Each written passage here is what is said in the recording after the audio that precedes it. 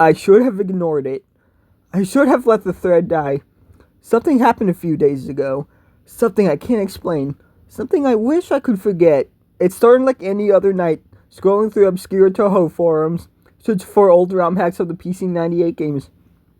Mystic Square had always been my favorite, and I had played through it countless times.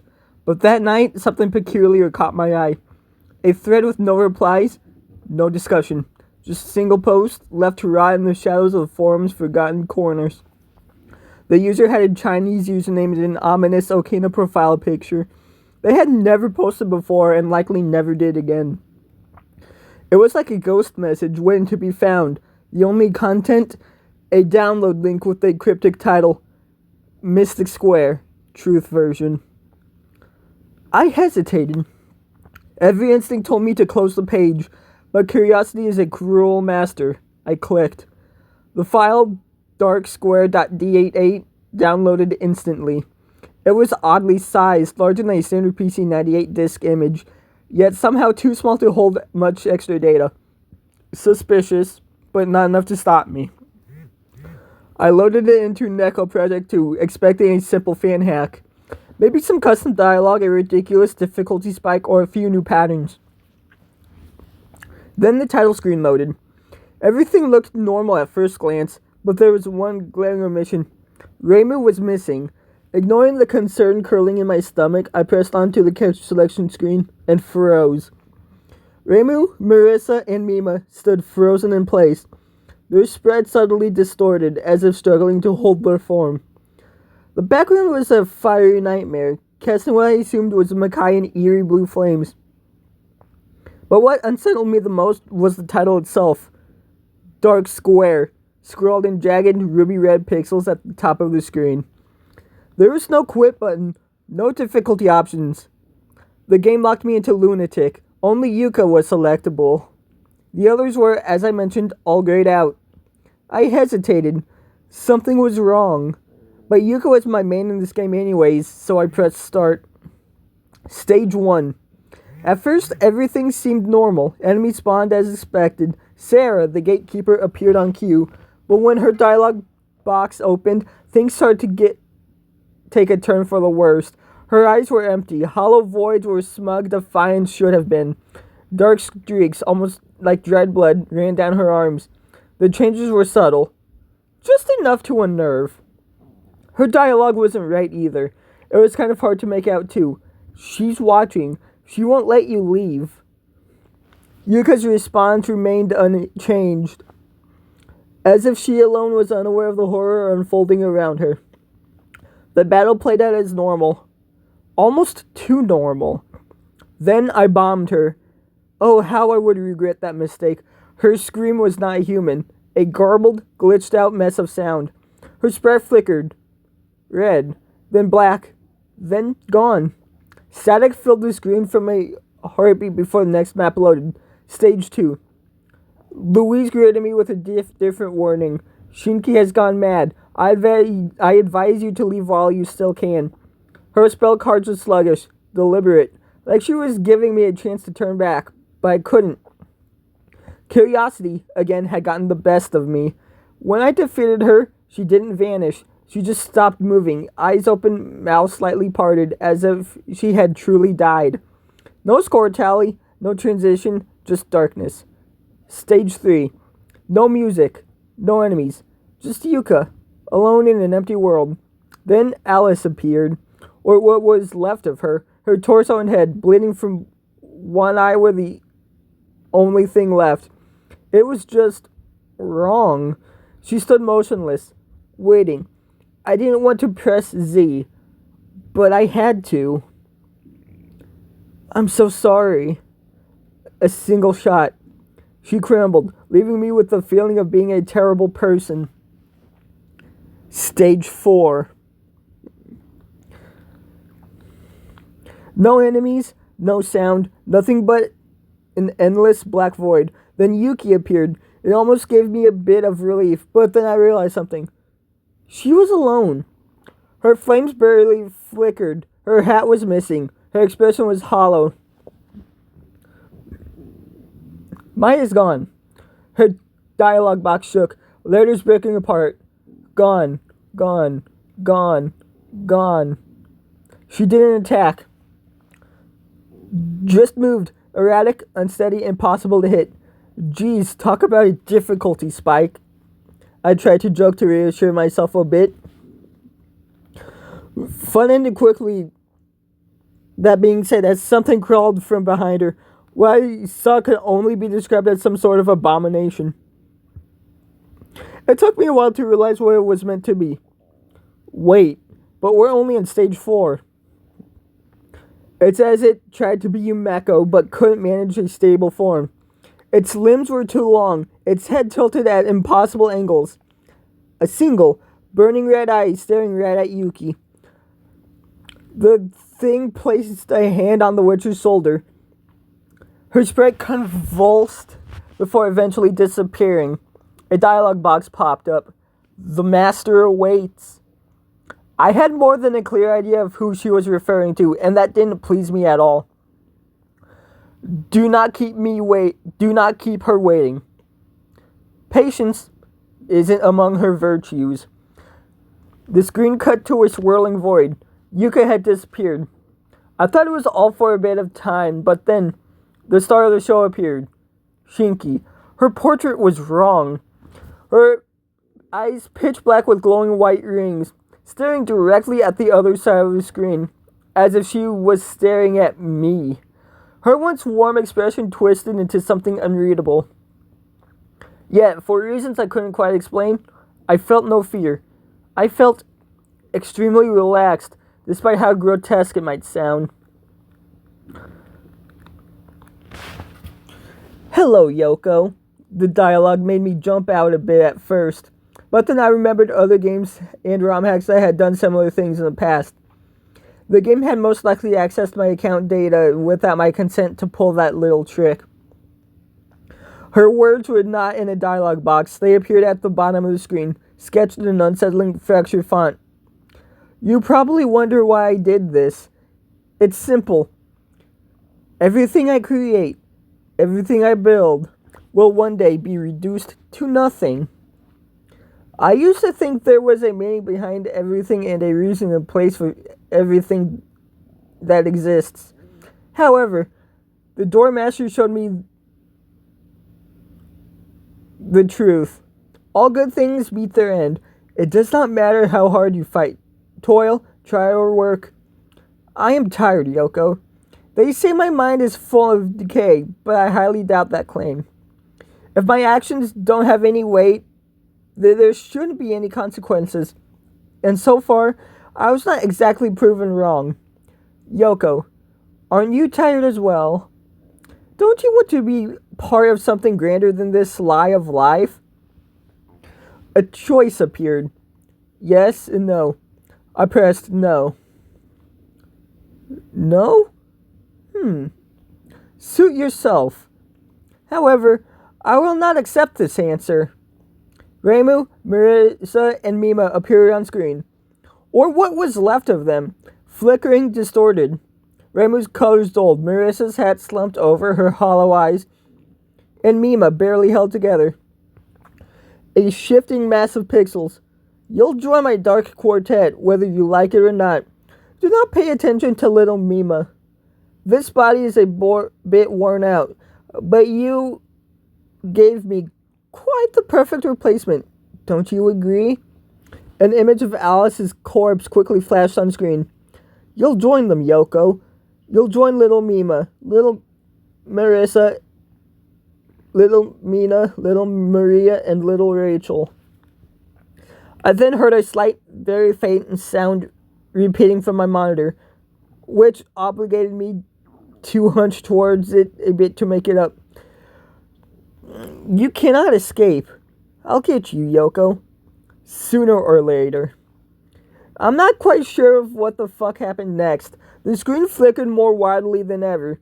Shinki's sprite breaking into a mass of corrupted pixels. An ear-piercing sound came out of my speakers, almost making me deaf. Quit. It was the only rational thought I could form. I tried to close the window, but the cross option had disappeared. After a sudden halt, everything became white. When I woke up, I was in a hospital chamber. According to the testimony my parents gave me, my PC had overheated and exploded. Miraculously, I apparently hadn't retrieved any major injuries, physical at least. I'm not sure what I played to this day, whether it was some kind of malware, an elaborate and nasty joke made by some ill-intended creators, or something more sinister. But I couldn't help shake one feeling away. Whatever it was, it didn't get what it wanted, and the story was likely far from over. Okay. So, right off the bat, I am going to say this gives me Sonic.exe vibes. You know, with the whole,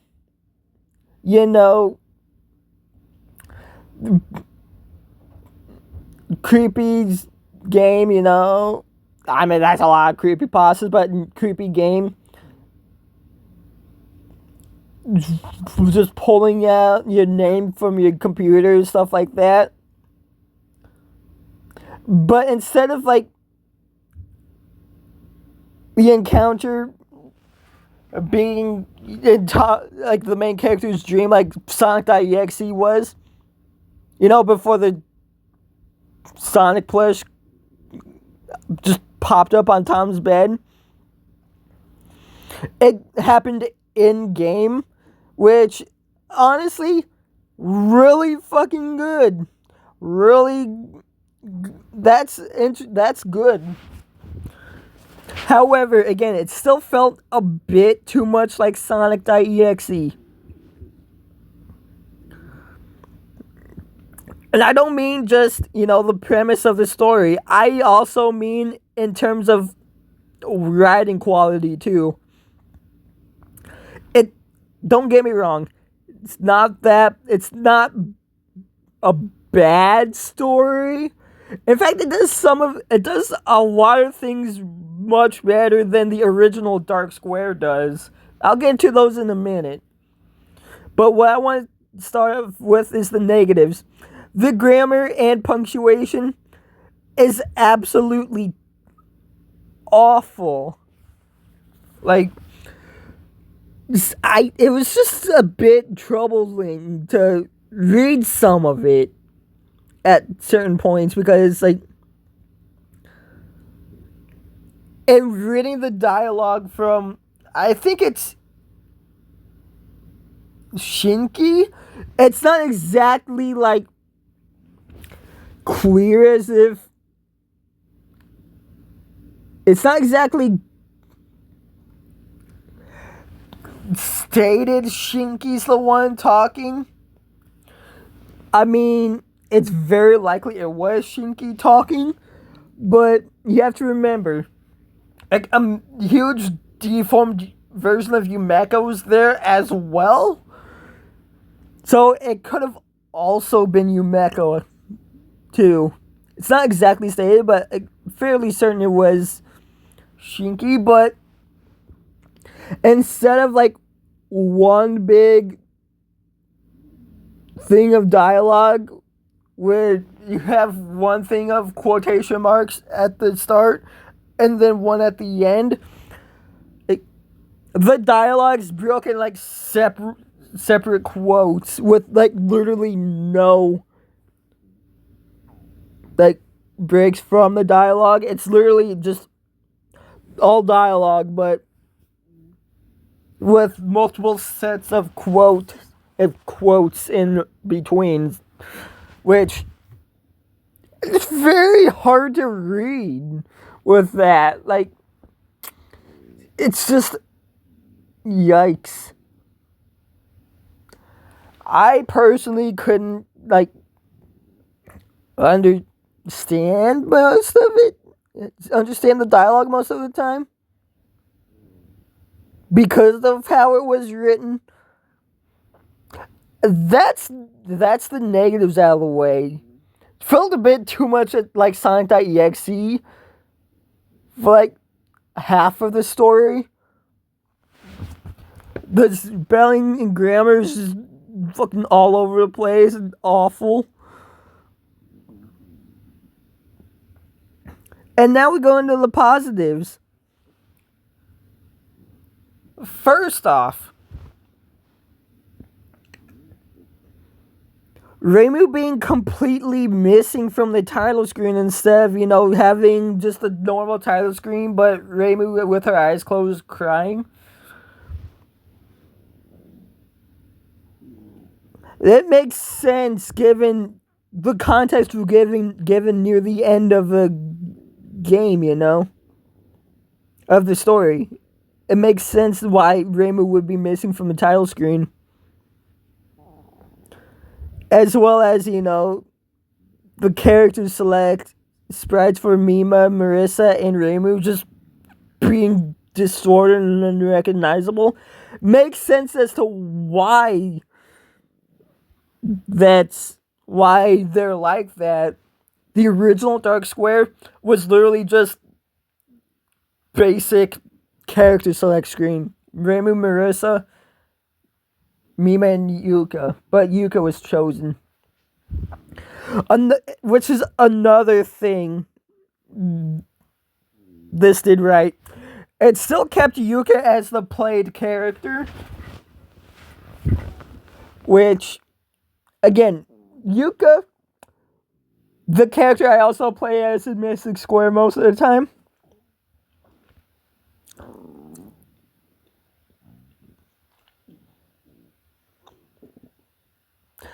The next thing that the story does much better than the original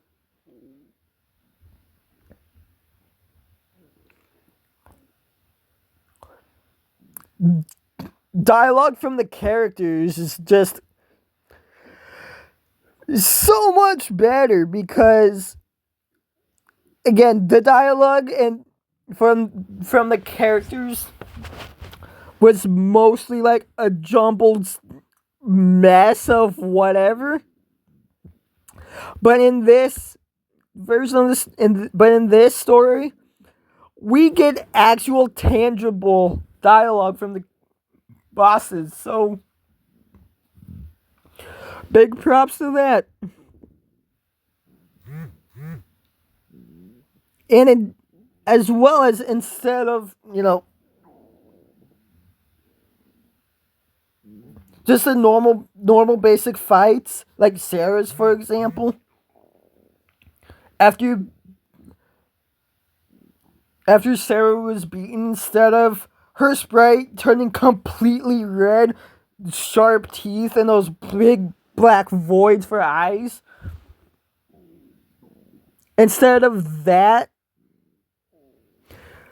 like, she actually fucking full on dies.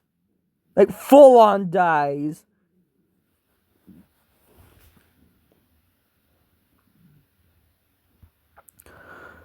Which, not even the original, like, actual Mystic Square fucking makes it certain. Like, the characters don't, it's not certain the characters die, because we like never see any of them ever again except Alice, which, I mean, understandable. Alice is a child in Mystic Square, but again, it's as to what happens to the other characters in the game. Like, we never find out what happens to them. Like, did they, like, obviously, Shinki and Yumeko, Shinki being a goddess and all that, she doesn't die. That would make sense that she doesn't die. But then you've got Yumeko, Mai, Yuki, Sarah, Louise. Whatever happens to them after the events of the game when you get the good ending, it's never stated or hinted at in any official works afterwards, as far as my knowledge goes. Like, did they die or are they still alive and we just never hear about them, like, at all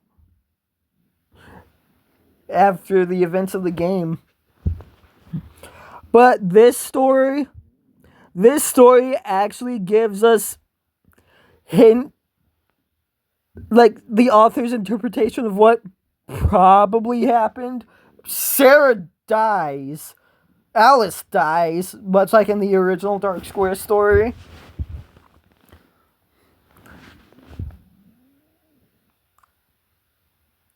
As for Louise and Yumeko, it's never, even in this, like, Yumeko, obviously we get like a twisted, distorted version of Yumeko.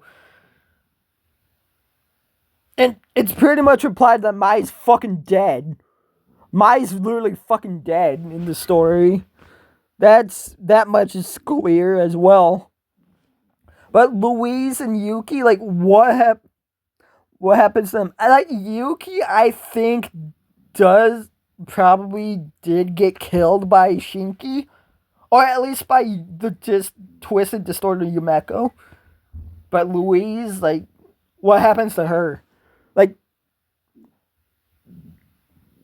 that's one thing even the original Dark Square didn't make clear. Like, what happens to Louise? It's like she's after that she just doesn't exist. Like, okay. But it's like in the original game, you know? It's like her title, just Makai person. That's it. Like, it's like, yeah, she exists. That's it. She exists. And you can see that, and Yuki's, like, very clearly distraught, afraid, scared for her life and all that.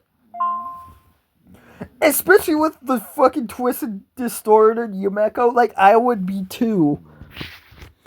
And instead of, the stage 4 being completely unbeatable, because Yuki and Mai's patterns were just that hard,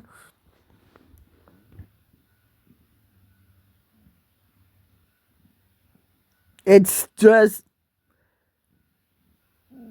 and when the protagonist ran out of lives and continues, it just showed that black screen with the stage 5 theme slowed down tremendously, with that image of Shinki just in the center of it, just looking straight at the player.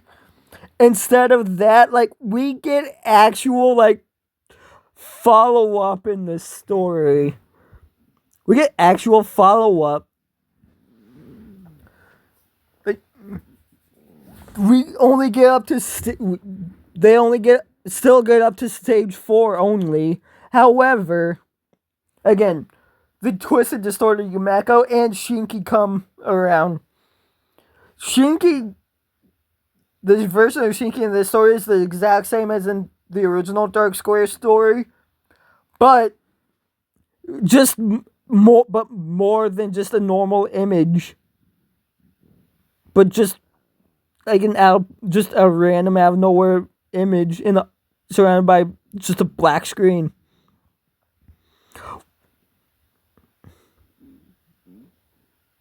Which is actually one of the very few problems I had with the original Dark Square story. Yumeko was never mentioned at all in the original Dark Square story, but in this, she actually gets a mention. And is actually, playing a somewhat important part, much like she does in the game. And for those who don't know, in the actual game, just before you fight Yumeko, you get to see Yumeko and Shinki right next to each other, which is also something that does happen in this story. making it, dare I say this, better than the original Dark Square. Yeah, I said it. This version of the story, despite, the poor grammar and spelling mistakes, is better than the original Dark Square. It's not a bad story. It's pretty good. I'm actually upset I didn't read this sooner. It's fantastic.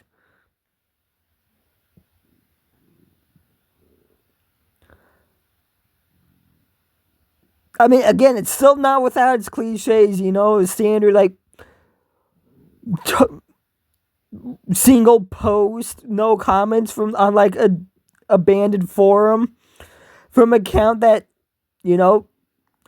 quite possibly never existed before and after the events of that being posted and when the story takes place. And again, the Sonic.exe thing where,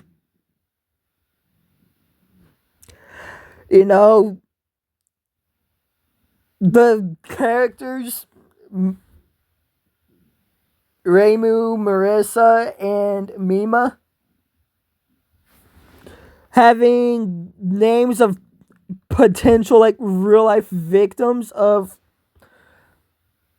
this evil version of Shinki.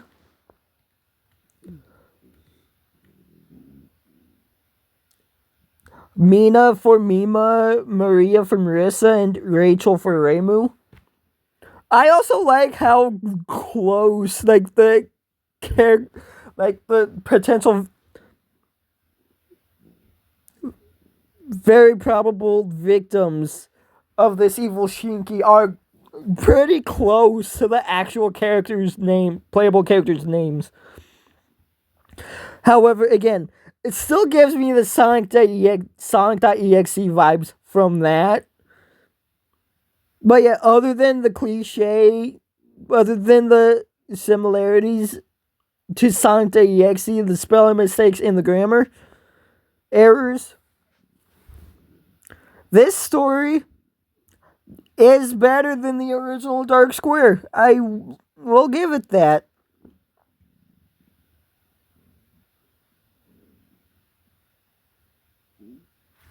Especially since, it doesn't mention, I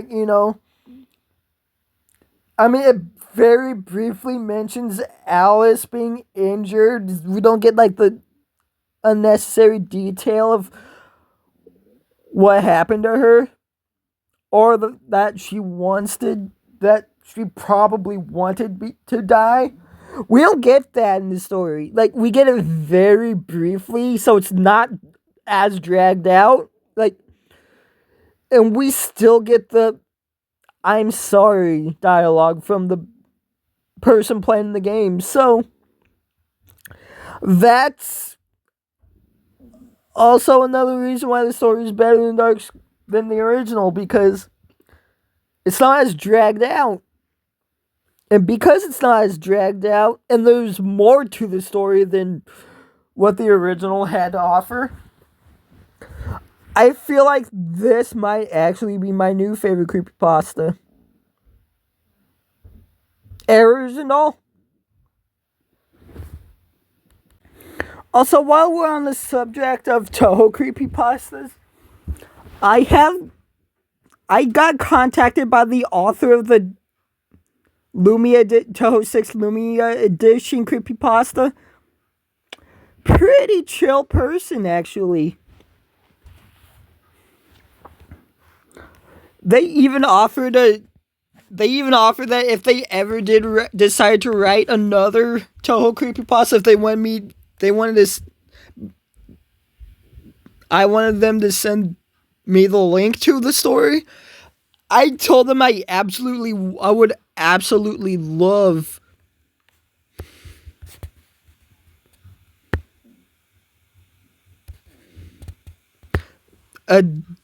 I would love for them to send me a link to their new Touhou creepypasta. I would absolutely, as soon as the link would be as soon as the link would be sent to me, I would immediately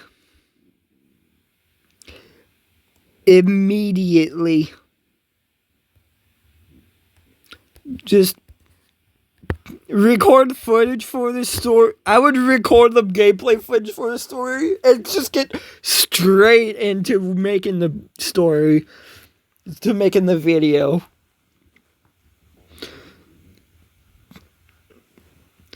I would want a Touhou creepypasta centered around Sumireko's nightmares and Violet Detector.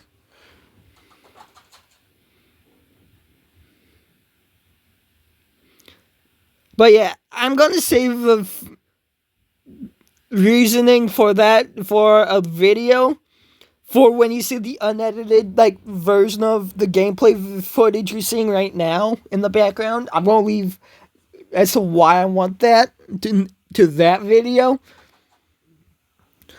But yeah, that was the Dark Quartet Dark Square retake. Let me know what you thought of the story. I'd love to see what you thought. I love the story. I actually think it is better than the original. As you know, most retakes usually are better than the originals, so not really a surprise there. But yeah, I want to thank you all for watching, and I'll see you all tomorrow.